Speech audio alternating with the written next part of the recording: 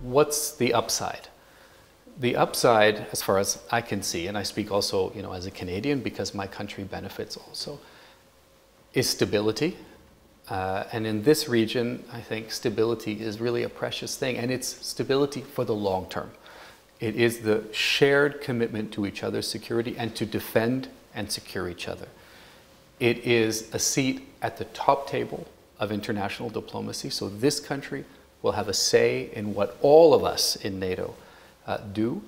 It is a better investment climate, so I'm quite sure that this country will see, like your neighbors have seen, more investment, because companies know that with that stability, they have an environment in which they can successfully invest. And by being within this NATO family, it will be a platform for this country to contribute even more than it already does to international security. We're very grateful for the contribution of soldiers from this country in Afghanistan. I've seen them myself and they do a fantastic job, and we're really grateful for that.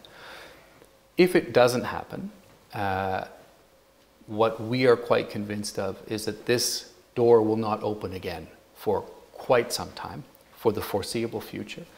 And this will be an historic moment lost for the future of young people and older people as well to join the Euro-Atlantic community fully and benefit from all the benefits that I mentioned before. So we don't think this door will open again for quite some time.